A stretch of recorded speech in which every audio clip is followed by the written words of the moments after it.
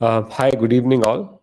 Thanks for joining in this session. We'll start at sharp 7 p.m. We still have 2 more minutes to go.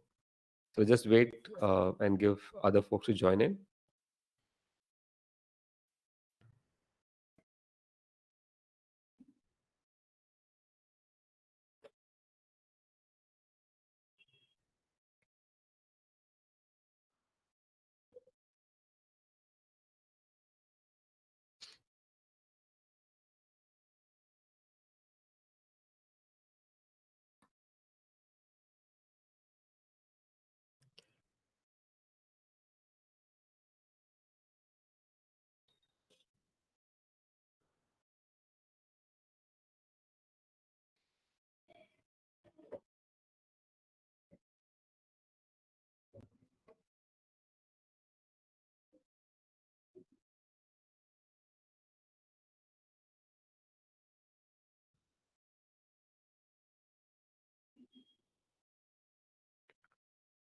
Okay, just a minute. So meanwhile, where are you guys joining from? Can I just know on the chat? Maybe just put down your location. So there's a Q&A section is there. If you could just mention which location you're joining from, it'd be helpful. Just go to the Q&A section and just put Pune. We have Pune. Um, what about others?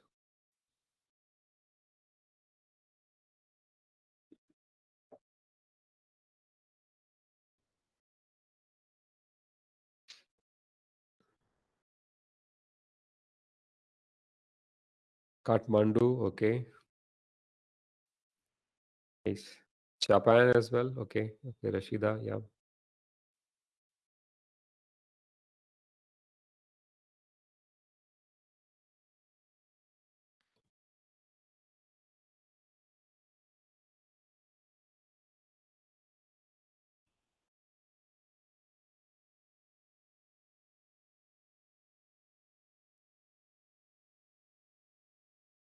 Okay, we'll just start. Let's just give it a few more seconds.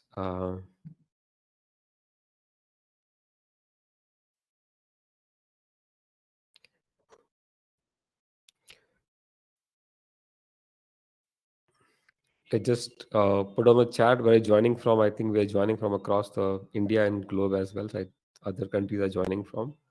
Just put on the chat where you're joining from. That would be just uh,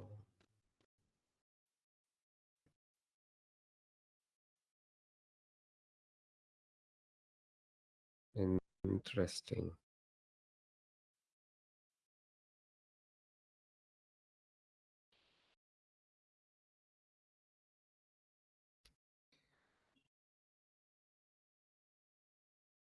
Okay, so something funny happened. The power is off here. So I just Hmm. need to move to a different place, guys. Just give me a minute. I'll move to a different location. Yeah. It happens in Bangalore.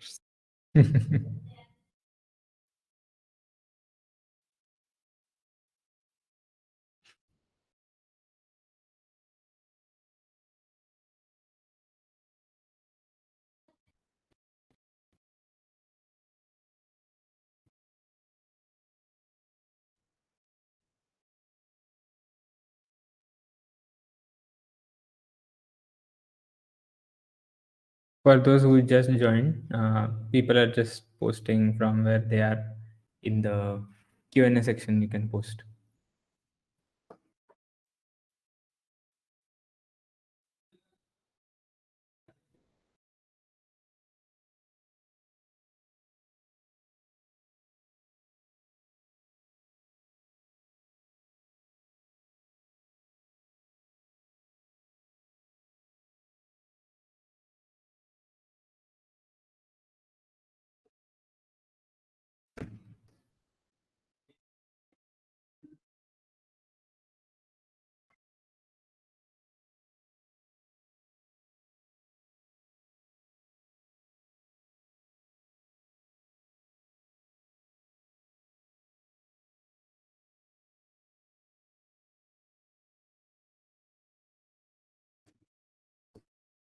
Am I audible to everyone? Yes. Okay. Let me start my camera and hope this is good. Okay, good evening, everyone. Thanks for your time to join for this webinar. So in this webinar, we are going to look at what are the skills are required to get the jobs in the cloud space in the current scenario. Um, that's what we're going to cover what challenges are there and so on. My name is Nipendra, and I'm founder of Cloud Yoga. Before starting Cloud Yoga, I worked over a decade in different companies like Red Hat and worked in domains like administration, file system, current development, software engineering, and many more.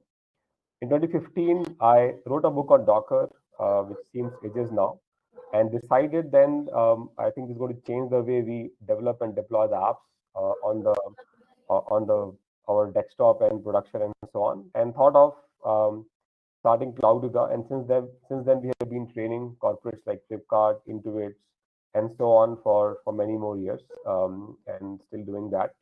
Um, I also published some of the courses for Linux Foundations. One of them was the Kubernetes Intro course, which is the official course on the CNCF website, taken by more than 2 lakh users across the globe. I also had a couple of meetup groups in Bangalore, and then organized Kubernetes Community Bangalore. So we'll be doing this year in May or June timeframe. That's still yet to be decided. So that's a brief about me. I'll hand over to Bhavin now to introduce himself. So Bhavin is an SRE at InfraCloud, and we have been in touch for many years now. So over to you, Bhavin. Thanks for the opportunity to be here, Nipendra. So, and welcome everyone. So, like Nipendra said, I am an SRE at InfraCloud, where so I have been working or fiddling around, I should say, around containers for almost 6 years now. I started when I was in college trying to figure out what this thing is, and now I'm here.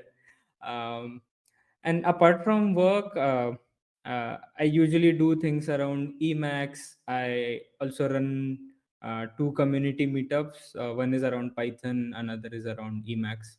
And recently, I've been doing a lot of 3D printing related stuff. So that's mostly what I've been doing apart from work, basically. Yeah. Okay. And so one thing you might be wondering how I started with this cloud native space. A lot of things you get to hear nowadays, uh, cloud native DevOps, SRE, and stuff, right? So how I started. If I remember correctly, I was in third year of my engineering degree. I was trying to figure out Linux stuff. I started using Fedora Linux at that time, and then I came to know about what containers are. I started just figuring out. I found them interesting, so I just started using, trying out things, whatever was available on website documentation, because a lot of things were new at that time, because Docker itself was relatively new at that time. And I used to do things using, I think there still are, there are learning environments where you can just open the thing, run commands on one side, you will get some details on the other side. I think that was play with Docker something. So that's how I started there. And eventually I started going deeper into things, figure out, okay, this looks good, it's working, but how does it work, what is in. And apart from that, what I used to do is I used to attend conferences. And I'll tell you small story, what all happened basically. So this was again 5 6 years back. Like Nipendra said, Docker Bangalore was something he conducted at that time, and I had traveled from my city to Bangalore just to attend the meetup. And that's how I started getting to know people in the community, people in the corporate sector, who are using these tools to get their work done. And this is how I got some guidance from everyone, something or other way. And I still remember going to the Docker meetup. I learned few new things about Docker, and also had good discussions with people there. And I think that's something really give me a pathway sort of, because I used to ask everyone. I still remember I asked Nipendra, okay, this is what I have been trying to learn, and can you suggest something which I can do as part of my project in the college? And that was something around containerizing some application, building it and running it on my machine or something. I took it a step further, deployed few more things. So yeah, that's how I started doing, and eventually I got to know Vishal Biani, who is CTO of the company I work with, which is InfraCloud, and they run these kind of meetups in Pune. So that's how I got to learn more about Kubernetes, and I started experimenting, learning Kubernetes then. And when after I joined, I have been helping companies to adopt these cloud technologies. Kubernetes is one part of it. There are other things like monitoring tools, tracing tools, all the tools where people need help. And I go into their teams, I help them with adopting these technologies. Sometimes it can be building the whole platform from scratch. Sometimes they have very specific problems which they are facing and they want expertise on. So, yeah, that's pretty much what I have been doing, and that's how I started.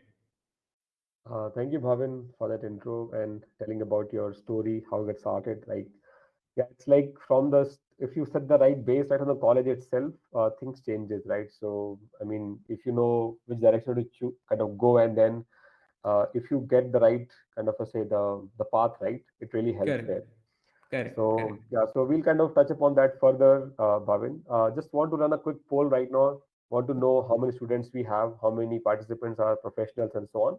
So I'll start the poll quickly. You can just do that, and just a one question only. Just like tell me you're a student, professional, or a career break. So something like that. You can just put on the chat.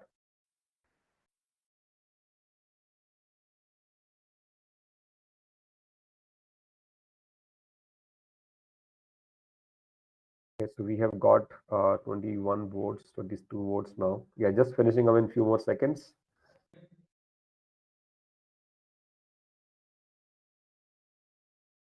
Yeah, I believe we have got all who would want to do it. I'll just publish the result now. So hope you can see in the screen what the result is. So we have 45% student, 37 professionals, and some of the people are in the break, which and they want to restart their career. So it's good. So we have a good mix of participants here. That's good. So I think this webinar is going to help all of you in some way or another. How do you want to kind of put directions to your journey of getting the jobs, or just learn about the field of cloud and so on? That kind of things are going to help you out. So let's start our discussion. So I'll just go to kind of discuss few questions and challenges what we have in this space, so that it kind of get the momentum going, and then later we'll talk about how we can even solve the problems and then even learn in the right way. So when we first start with let's talk about the market size, right, of the cloud, right? So if I just look at the market cloud or the cloud market in the India, right, it's going to be $13 billion in the next few years, next 2 3 years. And if you talk to any of the kind of say CEOs who comes, even Satya Nadella, who has come from Microsoft this week, right? If you look at his one of his discussions, right, where he said cloud is going big way, right? So cloud is going to be everywhere. That's what we know, correct? What's your thought on this, Bhavin? Right, you have been seeing the adoption of the cloud to your customers, right? And do you see adoption of the cloud is happening with your customers and what they how they do it? Yeah. Yeah. Yeah. Yeah. So the thing is, when we say cloud, right, it's mostly about infrastructure, which is going to be always there. So if I want to start something, I'll need infrastructure, right? If I say I want to build something, some website where people come and do something online, buy something, whatever, you still need infrastructure. And this is where clouds come into picture, because now we have moved everything to a managed thing, so you don't have to worry about buying the machines, setting them up, and all. So that is taken care of for you. And when I say everything needs infrastructure, we'll need people who build it. So that's why the whole ecosystem is there if you are doing something around infrastructure cloud, and that is always going to be there, and every sector needs infrastructure. uh, so that's what I have also seen in recent 3 4 years.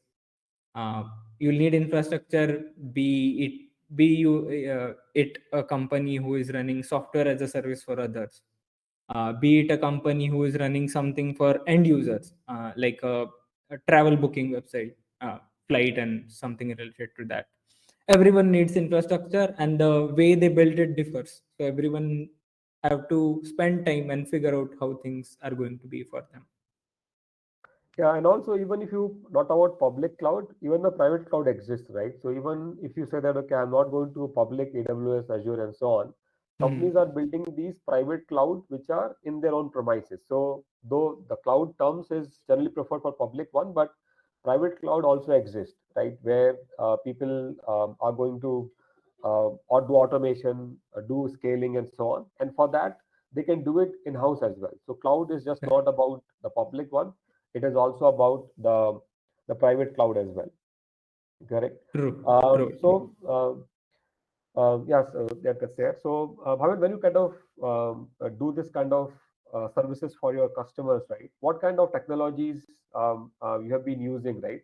To kind of do this kind of migration or deployments and so on. Can you just talk about briefly on Yeah. that? Okay. Okay. Okay. So usually, what happens is, some of the clients usually have their own infrastructure setup. The base is usually there nowadays. It can be any cloud, public cloud provider, like you said, Azure, AWS, Google Cloud, or it can be a private setup infrastructure and data center using VMware, or sometimes using OpenStack related technologies. Mm, that I have seen usually, that is a base basically, and you build on top of that base. So that base is always going to be there.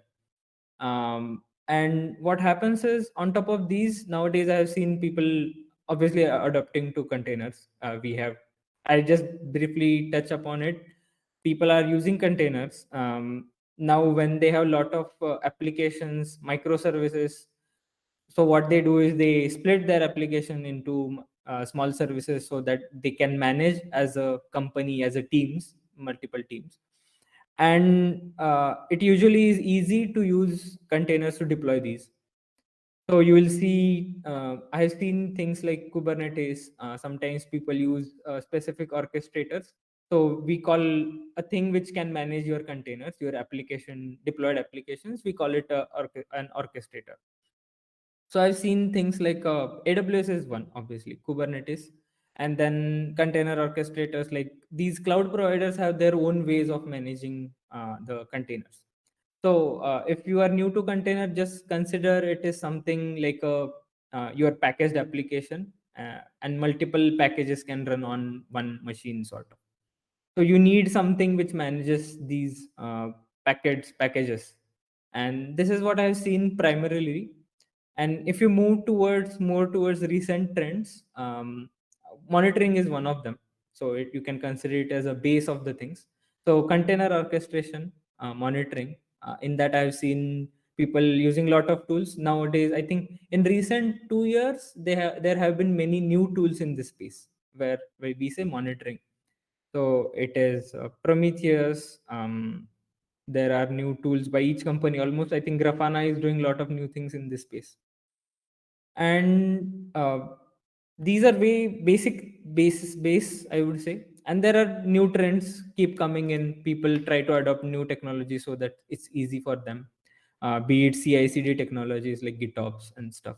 But majorly, I've seen cloud monitoring toolings, some container orchestrator, and obviously all this runs on Linux. That is, I think, need not to mention, but almost everything runs on Linux, unless some companies have some very specific workloads they want to run on some other operating system. But I've majorly seen Linux being used everywhere. Yeah, so I know that's how, just to put a point there, right? So buzzwords are there. Buzzwords keep coming and going, right? But the basics remain the same, right? So what's your point in that, right? How good somebody would be on basics now, right? Rather than just looking at some of these tools, right, which are there, like you mentioned about Prometheus, Mm-hmm. Kubernetes, orchestration, and many things more, containers and so on, right? But Correct. these are all buzzwords or kind of their technologies coming there, right? Hmm.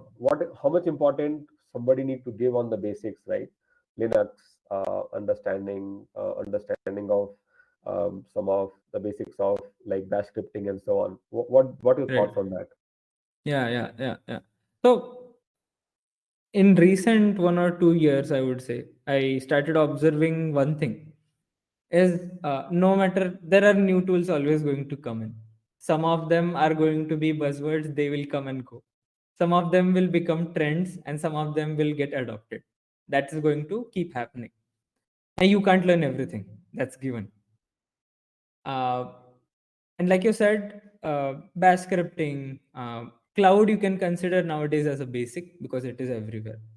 And Linux is one of them.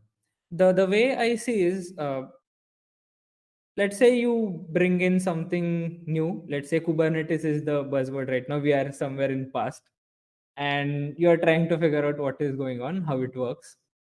It's always going to be built on top of what has been in use since maybe let's say decade or so. So if Linux has been there around for more than 10, 20 years, it's always going to be there. You might not see it, but it will be there. So you still need to know what is happening there and how it works. Otherwise you won't be able to solve problems when you face them. Very simple thing you can consider. Let's say you are doing something with a tool called Kubernetes, or let's say Docker for that matter. You did something, it started working, but tomorrow something goes wrong and it's not working no matter how hard you try. Now, if you don't know how basics work, how containers work, I think hardly you will be able to figure out what's going on. So those are always going to be there. Those are foundation for whatever you do, whatever technologies come in. So you need to know how it works, how these tool works, and how to use them. That's always going to be there. That's what I feel. Right. I'm sure that you've been taking some interviews for your companies, right? That when you take an Yeah. interview, right? So, what kind of challenges you have seen when you take an interview, right? What kind of questions do you ask, and what do you expect people to know, right? Can you just put Mhm. some light on that? Yeah, yeah, yeah. So, what I have been doing is, in most of the cases at InfraCloud, we have been trying to hire for potential. So when you say potential, you might not know everything. That's I think everyone understands. In even in the industry, people know. As a person, you might not know everything, but what I try to figure out is what someone has done so far. Let's say you might have worked on a project where you have written some backend code. uh, I'm slightly taking a different example, but that's fine. Let's say you have written some backend code or you have done some setup on a cloud provider, let's say AWS. What I would expect or what I try to ask is around that only. So I try to understand how much you, as a person, whoever is giving the interview, know the details, specifics of the task they have done. So usually that's where I start. Um, the way you explain, yeah, your solution, the way you try to answer, the person tries to answer, right? That's where I start. And usually I try to ask them, why did you do this way?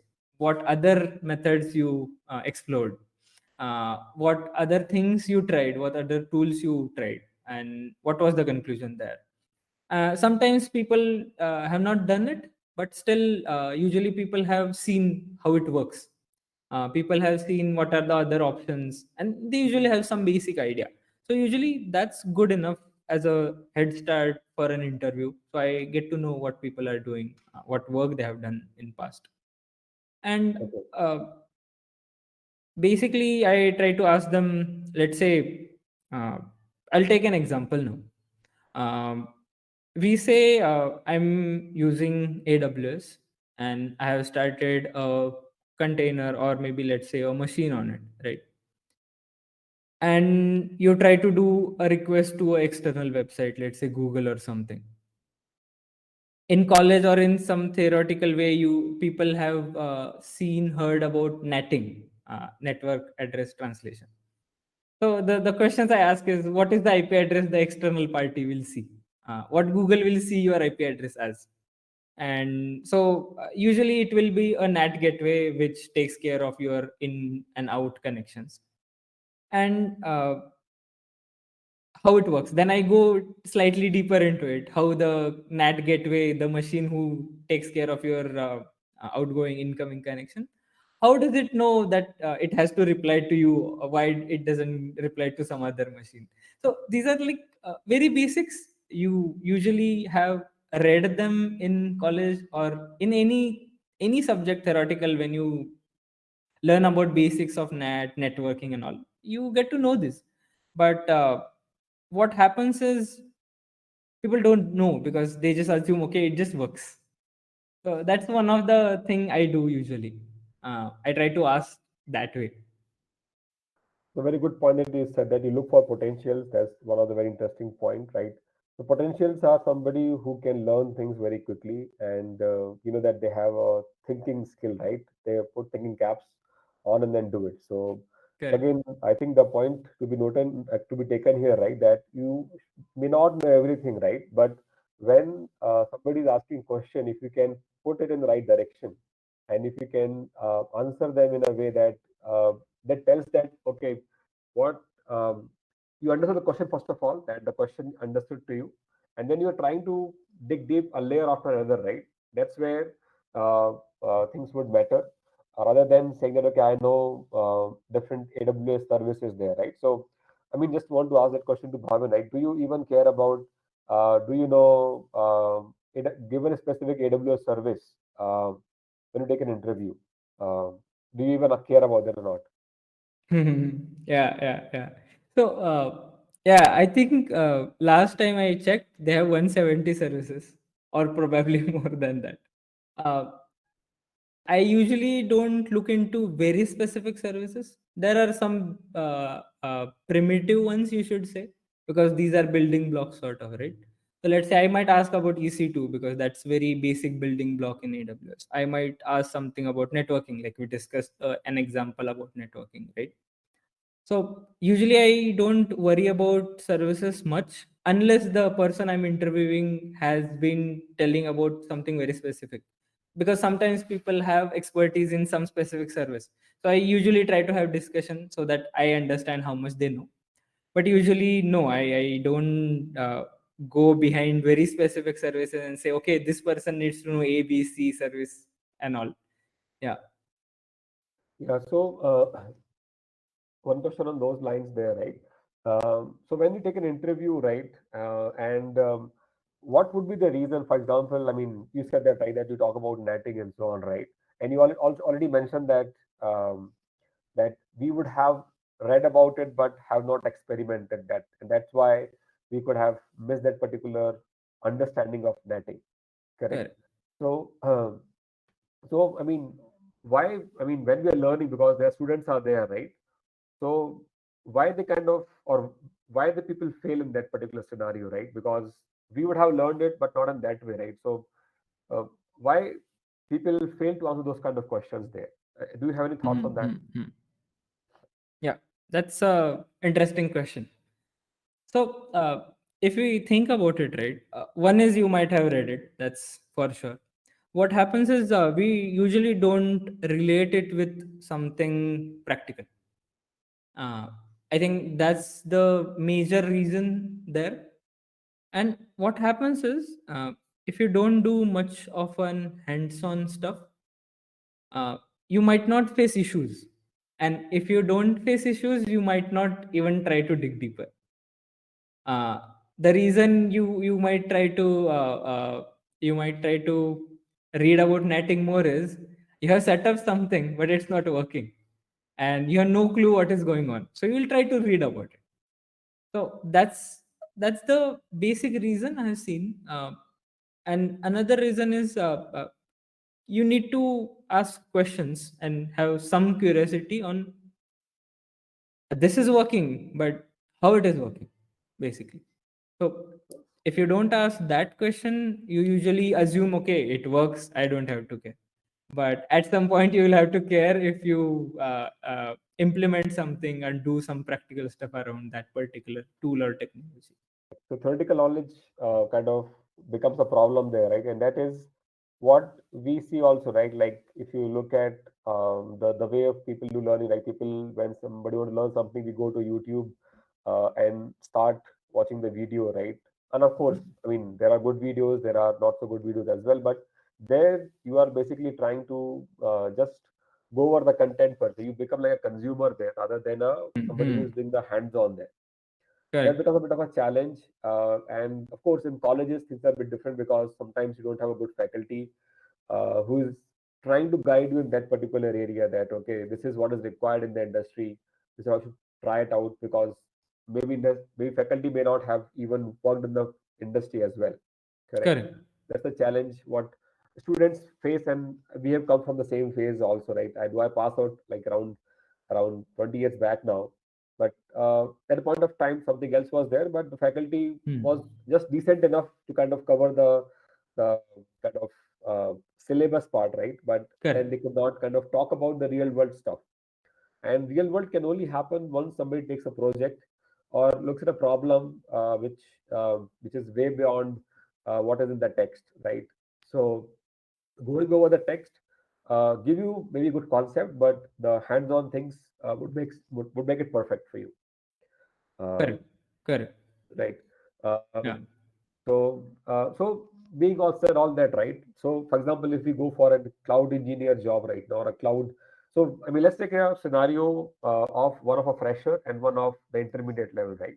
Hmm. So when you interview a fresher, right, and the fresher just out of college, right, they have not done any kind of uh, what do you call say the work in the industry. They don't know the real world things and so on. I mean, you talk about the netting part. Apart from that, Hmm. what you would ask them? Netting is one part of it, right? But what other Correct. you can ask them, and how do you say that okay, this is a good to be hired or potential candidate? Hmm. Yeah, Hmm. Hmm. Hmm. Hmm. can you just Hmm. talk more on that, yeah, bit. Got it. Got it. So, one thing I definitely check is the projects you have done.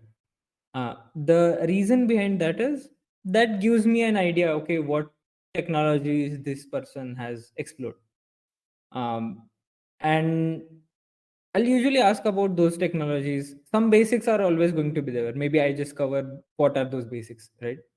Uh, I would expect the person to know Git, Linux. These are very basic things. You will going to need them every day. Um, and I'll tell you, if you know Git, right, and if it is on your resume, you are already different than others. That used to be the case at my time. I don't know after 6 years what's the case right now, but usually knowing Git, knowing Linux is something I check for. And then people have done projects, right, in their colleges. So it can be any technology, I understand, and I usually ask around those technologies. So it can be basic questions about AWS. It can be as basic as how do you spin up a EC2 instance in AWS. The way person answers also helps me evaluate how they are. Sometimes someone will just answer, okay, I just go to the UI and click on create EC2 or something, I just do next. But some other person will answer that, okay, what are the requirements you have, how much details, what they will try to ask some details, or they will say, okay, I'm assuming these many things, and this is where you will go, or this is the command you will run, and it will do xyz in the background. So very basic example I took, right? Even the way person answers gives me way better idea how much they know and how much they can do eventually. And similar example for somebody experienced, let's say 3 years of experience in the IT industry, Mm-hmm. and maybe worked in DevOps field for a bit, right? Mm-hmm. How do you kind of judge them, right? How do you kind of understand if Got it's it. a good person for you to for your for your company? Hmm. Hmm. Hmm. So there, what I do is usually they would have done some projects in their previous org or current org, right? uh, in the company they are in. They might have done some projects around, let's say, AWS, Azure, any technology, Kubernetes, containers, whatever. I try to ask very basic questions. For example, in container world, I might ask what is the container, right? From a fresher, I would expect they know, okay, this is some way to run your application in isolated way or something. But for someone who has experience, right, I would expect them to know exactly how it works. uh, if you ask me, they are just normal processes on your machine, which are isolated from each other using a thing called namespaces and C groups. So I would expect the person to know this is the thing behind it. And also, if they say I did this project this way, I would try to understand why they did it that way only. Some people say, okay, I deployed Prometheus using the chart was available and I ran the command and it was working. Then I would ask, why this way only? What method you used or what other things you evaluated? Because that shows me that person is not just doing what they were asked to, but they were trying to figure out what's going on in other companies or in general what people are using, what people are trying. Um, how to how to set it up is part of it, but if I am talking to someone 3 4 years of experience in SRE or some other background, I would expect them to know how things work and expect them to explore on their own, try to evaluate things and find better solutions, not just someone told you to do something and you're doing it. um, uh, Not that way basically. Okay. Sure. So you mentioned about the hands-on which freshers are going to lack, right? For sure, Hmm. right? Because they have Hmm. not done it right. One of this, of course, they figure out the problem on their own and then do it. Do you have suggestion that where they can find some of these hands-on issues and how they can practice? Hmm. I mean, Hmm. Hmm. any kind of link do you have, or any suggestions do you have where they can find out these real-world problems and they can try to experiment with that? Got it. Got it. Got it. So far, to be honest, uh, at least I haven't seen anything recently. I haven't tried to explore recently because now Okay. I have moved past that phase and Yes. trying Yes. other things. But you'll get basics, very good basics, if you stick to, let's say, books, because I find books to be very well structured and focused. Some people find videos to be really good, so it's personal choice. That will give you a base. Like I mentioned, a website called Play with Docker. There are many tutorials, hands-on tutorials where you get to do some specific tasks. But I think what I really liked is talking with people and someone to mentor me, right? That has worked out really well. And I'm just not saying that there isn't much out there. There are things you can find. Uh, it's just that everyone is different, and you need to talk with someone. Okay, this Yeah, much that's I've done. Tell me what else I can do. correct. Correct. Yes, Right sir. now I can tell you a basic thing, something like, okay, try to imagine you are developing an application and you are taking to production something, something users will be accessing. You will take the application, you will deploy it to a location and people will access it. That's it I can tell you right now. But if you come to me or come to anyone who is mentoring you, they will tell you, okay, now you do first this thing first, then come to me, we'll discuss, and then we'll do next thing, next thing, next thing, next thing. uh, and yeah, that's what I've seen working. Okay. Because if you really want to go hands on, you'll need to talk to someone. That's what I feel. There are going to be Yeah. courses which will give you few tasks. Those are good, I'm not denying. But eventually I still feel you need to have someone. Because I thought about it, Nipendra, because before this webinar as well, right, we were Uh-huh. discussing. I thought, what was it which helped me as a guide towards my whole journey? And it was like multiple people who helped me in various areas in the journey so far. So I think you need to have few mentors, friends who guide you basically. That's not going to Yeah, go so you anywhere. need to be in the community which kind of takes you along, right? And then push you for do something. That's a very good point. I True, think one true. last question from my side on that. I mean, like the certifications, right? Like, I mean, do you think that a college is student, right, or a freshers need to do these certifications of AWS, Azure, and so on in the college or post college and so on? Do you think that they add any value per se by Okay. spending so much of money and then getting that particular tag Hmm. of Hmm, certification? hmm, hmm, hmm, hmm, hmm. Yeah. So I have seen two extremes. I'll talk about both of them. One is you do few of them basics. Let's say you do AWS Associate Basic, or I think the one I liked most was Red Hat's basic certifications related to Linux. You do first two, which is the Certified Associate and Certified Engineer. Yep. Uh, those two are really good, and I've seen people doing them. And the other extreme I've seen is people are doing each and every certification provided by a company. Let's say they do RSCSA, RSC, they do some OpenStack, some OpenShift, 1, 2, 3, 4, 5, 6.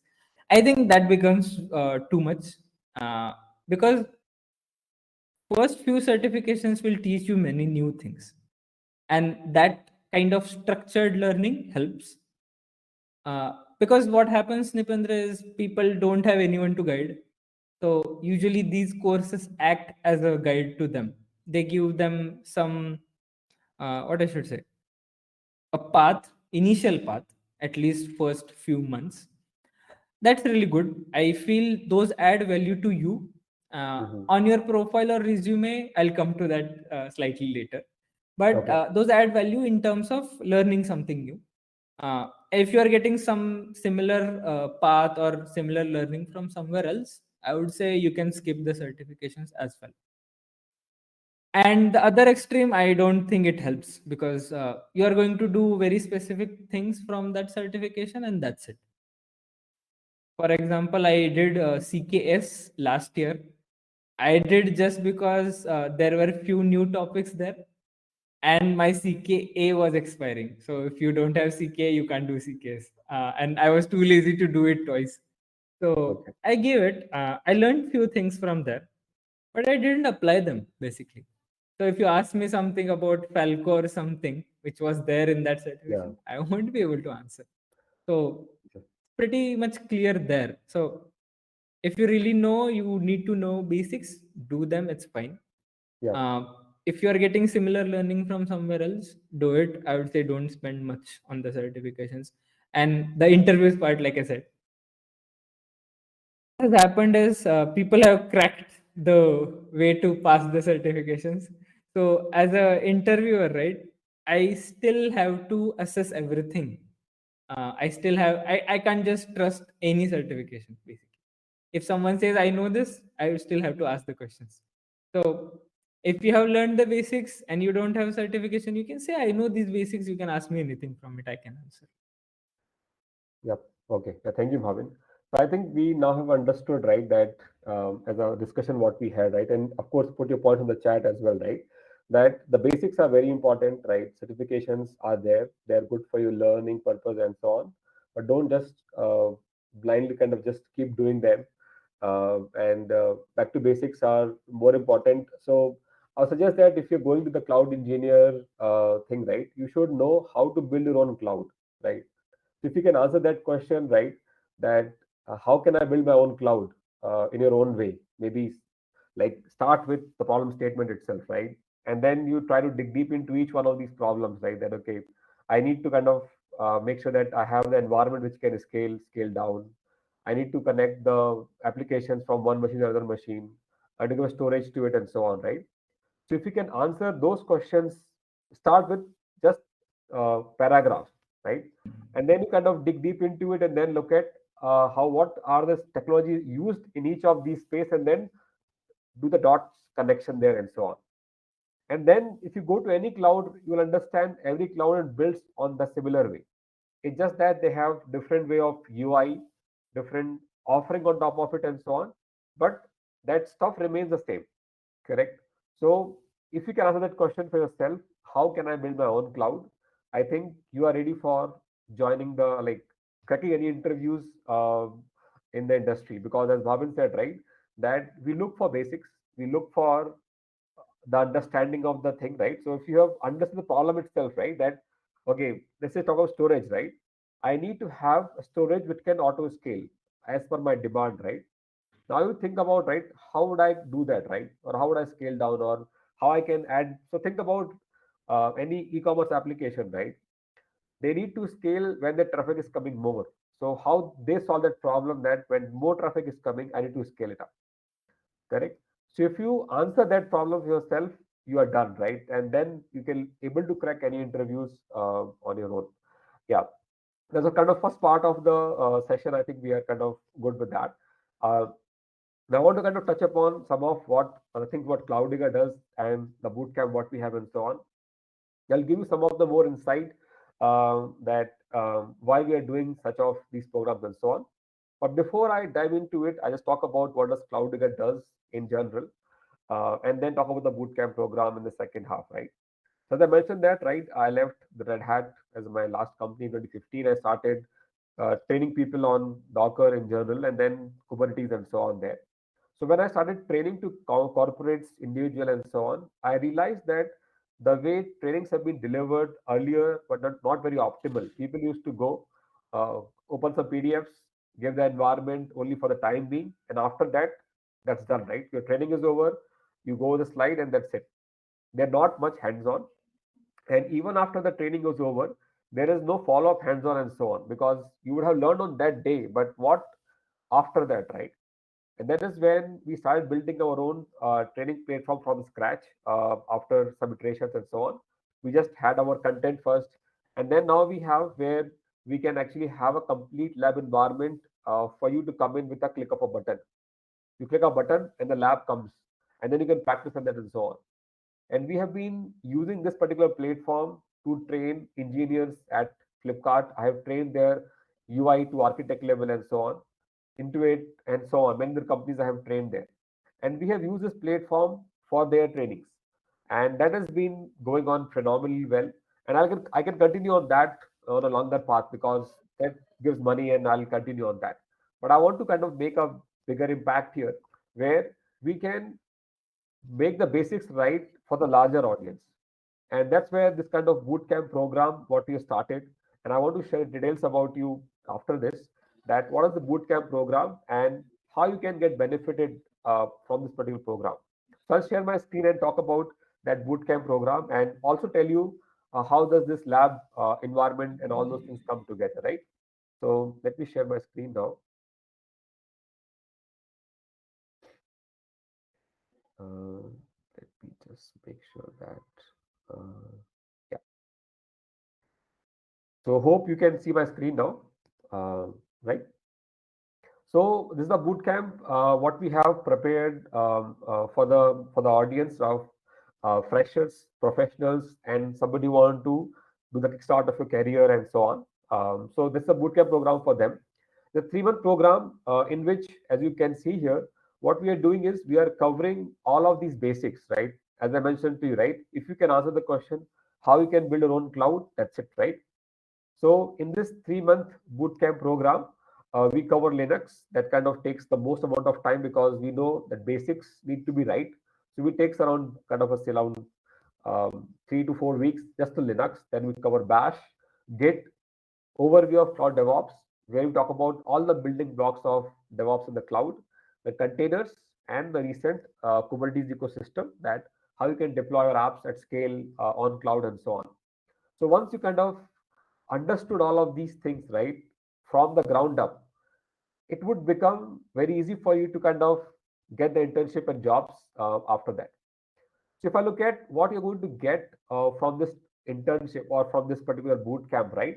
First of all, the clear job path, right? So because once you start learning, right? Okay, you say I want to become DevOps engineer, I want to make in that field, right? You just go and search on the internet. So many things would come along to you, and there are so many roadmap people would give to you. This is a roadmap to become a DevOps engineer, right? First of all, there are so much of information is available, and you don't know which particular information to take in, right? And you go in one path, then no, revert back and so on. So this particular boot camp gives you a very clear path, right? What you will be doing in the 3 months time frame, right? That is what is there, right? And second part I mentioned about uh, uh, the the learnings what you're doing, right? Sorry, I think I'll come back to the point later. The second thing you'll get is the mentorship. We're going to mentor you one to one, help you with your doubts and so on. There's an inbuilt lab environment on which you can do hands-on lab. So I'll talk about that. What does that mean? So what happens is when somebody joins our program or when somebody takes any course, right? Like this is a course which is a live bash course what we have, and in this, we kind of cover everything about Bash, how it has to be used, and all that stuff. So what happens is the participant or learner come here and triggers the lab for a given number of hours. So 100 hours would be given for each course, and you can choose here. I want to start this lab for whatever 2 hours. I'll click a button here, and the lab would come up. So lab would come up behind the scene. I'll not wait for that lab to come up.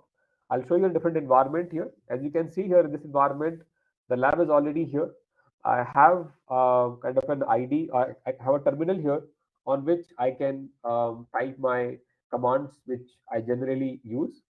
I also have an ID here using which I can basically practice any kind of coding assignments and those kind of things. So I can write any kind of code here as a another ID, whatever is there.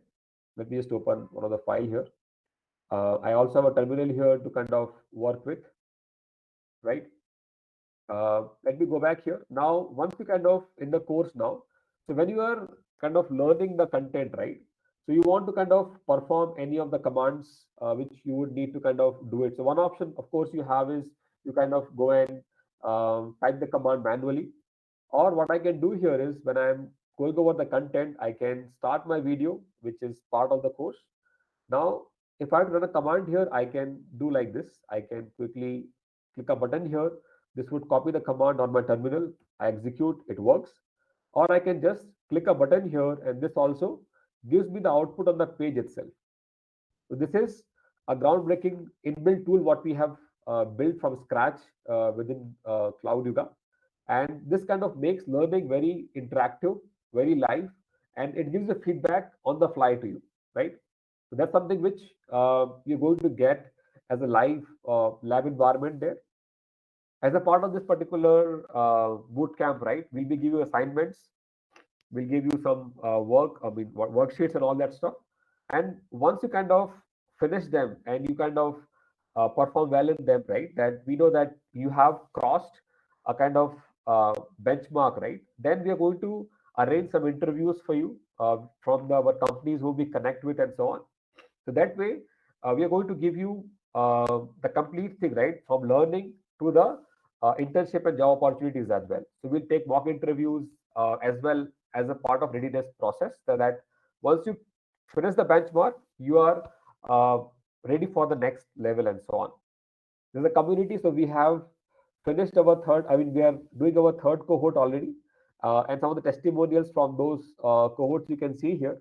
So we have Prakash, who has in the industry for last 10 years and more, and he joined this program. And similarly, there's Navin, who is just out of college now, and he also joined the program, right? So you can see here the same program is helping different kind of people because basics remain the same. So basics, one has to be very clear about, right? What are these basics, right? And those things, once we kind of understood, we experiment with that, and we do the hands-on, we do practice. Nothing can take away from us, right? We definitely need to, we'll definitely get the job or the end goal, whatever you may be having there, right? So this particular program is uh, 3 month long program in next batch starting from 14th of January. And this would be a week on weekends, every Saturday and Sunday for 1.5 hours each. So this is the live sessions. And again, after that, we'll be given assignments and so on. So that's how we are going to run the next cohort starting from 14th of January. And the fees for this particular program is 10,000 rupees. But as a part of boot camp and this webinar, we are offering 50% off right now. That's available for you for the next 2 days. I will share the link of that particular link where you can avail that particular discount. That's only for the next 2 days. Um, this boot camp would be taught by myself, Budh and Oshi, who are part of my team, our team. So we'll be kind of taking these sessions to make sure that you get the basics right. And that way, I mean, so these basics are required now for both developer and for the ops people. It's not that, okay, I'm a developer, I don't care about. No, this is required by everybody now, right? So that's all. This is the point kind of I want to mention here. So yeah, so I'll just going to stop my screen. Were you able to Yeah, see my the screen? last point was true actually. Uh, Yeah, go ahead. the I'm an software engineer or a product engineer. I don't need to know that. That's not true. You will Yeah, have to interact with these tools. So yeah, it's needed for both. correct, correct. So Yeah, I'll just yeah. put down that link right now. Just give me a minute. I'll just get that link here on the chat right now for you. So you can sign up with this particular link if you want to get the bootcamp benefit right now, the 50% discount right now. We can now take some questions. There's some on the Yeah. chat already. So we're just going to take those questions. And if you have more questions, please put them on the Q&A and we'll do that. So one question from Santosh was, can we use Docker Swarm and Kubernetes at the same time? Um, uh, I don't think so now. It may be possible earlier, but with the recent changes, what Docker and Kubernetes, I mean, things are up to, right? I don't think so. You don't need them actually. So, and Docker Swarm is kind of no longer an active project as per my knowledge there, because Kubernetes kind of won the war there, and Kubernetes is everywhere now. So I think you should just focus on Kubernetes. The second question from Mr. Chaudhary was, I have started with GCP and I find it very few roles that look for interns. How do we actually get into an intern level? That okay, so I believe, see, first of all, for internship, right? The way internship works is, I mean, at least what I have seen people who are getting the internship there, right? That you need to talk to a company, drop them like a cold email kind of a thing, right? Saying that I am doing this thing, I want an internship. And just don't write a blank line there, right? Write with some context, right? Because if they see some passion in you, they'll definitely have you. For example, if you talk about, I want to do an internship with Cloudega, right?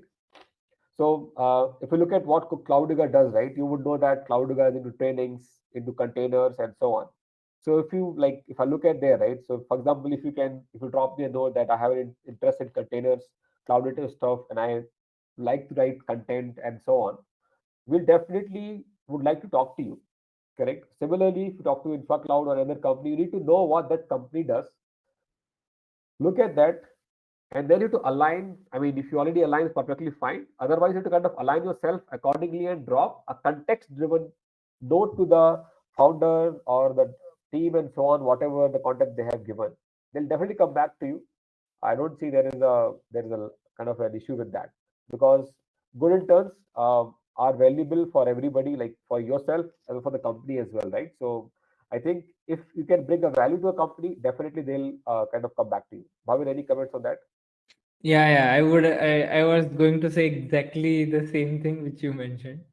Uh, uh, you might not find roles on their websites, but usually when you reach out, right, they see what you have done, and if that is something they are interested in, usually people see if their company has anything you can do as an internship, and they try to they'll contact and reply back. You have to keep trying, obviously, and you have to keep meeting people, ask them what they're doing, what you can do, if there are internships and all. So yeah.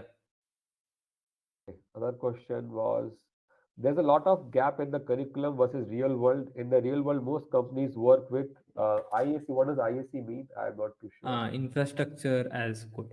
Okay, okay, IAC, okay, okay. Versus cloud consoles, which usually taught in the curriculum. That is what the problem. I mean, in a way that, right? Which curriculum? I'm not sure what you're referring there. I think you're referring to some of the curriculum from the vendor-specific curriculum, right? let's say AWS curriculum and so on. Because I mean they want to basically that's what the that's what you meant. Is that true, I think it's Hemant? about, yeah, because yeah, cloud console they have mentioned. Yeah, it's yes, yeah. Okay. Yeah. So basically, there basically they'll talk about the what do you call say their own ID, their own URL, and all that stuff, their own UI and all that stuff. So of course, IAC is a way people would be deploying in production because nobody want to do the same thing again and again, right? You need to kind of code it and then use it after that. Correct. So what is the question? To be honest, there's a gap. So of course there's a gap. So I think it's just an acknowledgement there. Okay, fine. The classes would be on weekends, Deepak. It's on Saturday and Sunday, 8:30 to 10 a.m. Only on weekends we have two sessions, Saturday and Sunday, and then remaining day you would be assignments, and then you need to be active on the chat where we kind of ask you to submit assignments, talk to others, and so on. Peer learning would be important part there. Which are the organizations who are helping candidates to show career pathways, courses, experience, and eventually get them a job, right? So there are a few more companies are there, right? Like for example, Newton Schools, and of course Cloudigger, right? There are many more are there, and Cloudigger, I think, will take a proud on that, right? That we are going to do this. We build this complete path for you, right? We are doing from the very basics and talking about till Kubernetes, like put all the dots together, right? And then with the hands-on environment, we are giving you the live scenarios as well, right? So when we go in the boot camp curriculum, we'll look at some of these problem statements and have you deploy those stuff like deploy a complete pipeline of CI/CD, which will be doing it on your own. So these kind of things we would go as a part of the curriculum. So of course we would do it. Others I'll not comment further, but how they do it. But definitely the quality is there, and you can see some of these testimonies what is on the website, and those are from different thing, right? Experience, even the junior level. So yeah, you can kind of take a call that on that, Yeah, right? yeah. On similar lines at InfraCloud, we try to help people. We have ways to reach some of us in the company to get some guidance. But what you said is a complete package. That obviously, yeah, that's always going to be something very special, which you take as a whole, right? Yeah. Correct, correct.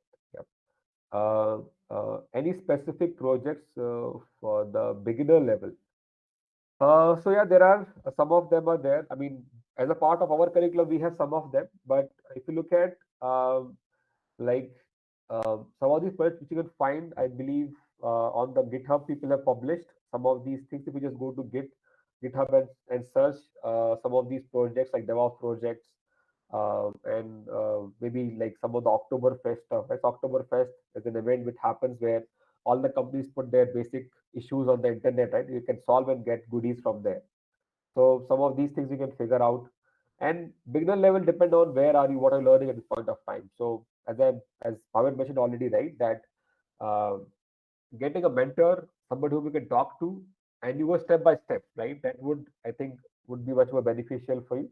So find a mentor, I believe, maybe a senior or somebody in the industry, and then try to get a word, uh, yeah, try to get some kind of what do you call say the knowledge with him, and then do it along the way.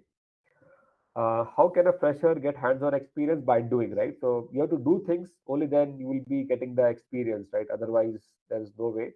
So on the Cloudiga website we also have many different hands-on labs. So those hands-on lab are built for the experienced people though right now, but as a fresher you can also try some of these hands-on labs which talks about containers, Kubernetes, and so on. So you have to practice, find the problem and practice.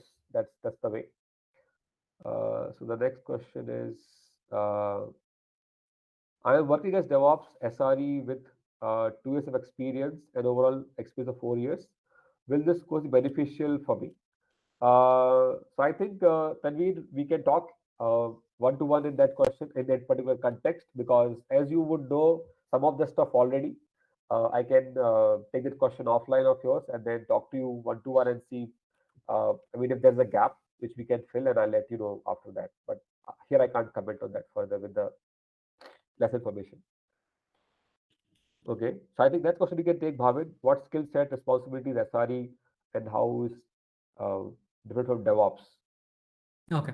Okay. So uh, I'll give very simple answer first, and then I'll slightly dig deeper. Um, what happened is it's about the developer and operations sections, I should say, and SRE is one of the implementation of that DevOps philosophy. People say DevOps engineer, but I think that is a philosophy, so you can't be engineer of a philosophy. It will be SRE, cloud engineer, and work usually is similar. I would say what happens is when you say SRE, you know that you are going to be part of someone building some platform for other company. You, as in users in your company, you will be building a platform. You will be automating things. That is always going to be there. What some companies have done, I have seen, I don't like it. They have just renamed their support roles to be SRE, and some people think when they say SRE, you will be always on call. That's not true. If it is a proper SRE implementation, there are going to be days when you are in on call, but that's part of it, because if you build something, it's your responsibility to keep it running as well, because after all, you are a person who handles all the infrastructure. The business depends on it. So that's one of it. I'll share one of the article where one of my colleague has written more details, so that only my explanation won't do the justice to the topic. I'll share it in the chat. Okay, we'll take one last question and then we'll be okay. So this last question is, what are the biggest challenges of the students and professionals when there are so many opportunities? Um, you want to take a call on this, Bhavin, first, and then I'll go. Yeah. The last question, I think same questions are there. Yeah. So I'll just briefly summarize what I find difficulty when I'm interviewing people. Uh, One of the biggest challenges, people have worked on something, but when I try to dig deeper, they are not able to answer things. So I think I read this line somewhere that you should know one abstraction below what you are doing and one abstraction above what you are doing. So if you are building something, you should know what is happening one layer behind, and you should know people who are using your thing. So you should know who is going to use it. That's one of it. Another biggest problem I have seen is clear answers. Uh, I ask something, people answer something else altogether. So you can say I don't know. This much I know. You can say, okay, Docker, I've done this much, I can answer. If you claim I know everything in Docker, obviously that's going to be a problem for anyone who is taking an interview. So I think these are two. One more recent thing I discovered is ability to debug things is missing, and that's a biggest problem I see, because I've seen people trying random things to get things working, but sadly that doesn't work every time. Yeah, so So for yeah. debugging purpose, I believe again basics, right? They are very Correct, important, correct. right? Now, Yeah, let's say if you how it are, works. yeah, yeah. So if your memory is, if your disk is full, right, whatever you would Docker would not run at all, right? So that's how kind of you should know how to find out whether my space is full or not, right? So I think getting the context of the problem, what is being asked for, and then so people kind of put so many things in their resume, but when you dig deep, it all shallow. So that's something biggest problem I have seen, that there's just so much buzzwords on the resume, but when you dig deep, it's a problem. So I think you should resume your resume should be very clear, and um, so you should put whatever you know, right, at what scale. That has to be very much clearly mentioned in the resume itself, right? And don't try to put too many things. As I said that earlier in the beginning also, right? Uh, the the way you approach a question, an answer, whatever it is, right? People understand you. So the interviewer is not going to give you more than 10 minutes if they figure out you don't know what you're talking about, right? We'll just don't want to waste our time, your time at all, right? That why would I even give more than this to you, right? When I can do more important things because I know that you can't do things. So if your interview is kind of getting over in 5, 7 minutes, you think something basics are completely wrong for you, right? You should go and fix it, right? And then fix or resume. Just put what you know, how much you know. Yeah. I think we are good here. There's some link what Bhavin has given, so you can Yeah. check out those particular things. Just want to quickly get a feedback on the on the session itself. How was the session? Was it useful for you? Any comments you want to put on the chat? I'll just wait for a few seconds on that. So I hope it was useful. But yeah, just want to hear your comments. Anything you want to add, Bhavin, as a final thought? Yeah, I think like we discussed almost a lot of things today. So if it was overwhelming, don't worry. And believe me, there are always going to be new things. Even I think Nipendra will agree. If you go in a group of people and you will get to know many new things, you'll see, okay, I don't know anything. So that is going to keep happening. Don't feel bad about it. Get used to it and learn things whichever you find they are new. Okay. Uh, okay. Sounds good, guys. Have a good night, and hope to see you around sometime. Yeah. Okay. Thank you. Thank you Bye everyone bye. for Thank you, joining Bhavin, for your and thank time. you for Really the appreciate opportunity, that. Nipendra. Bye. My pleasure. Thank you.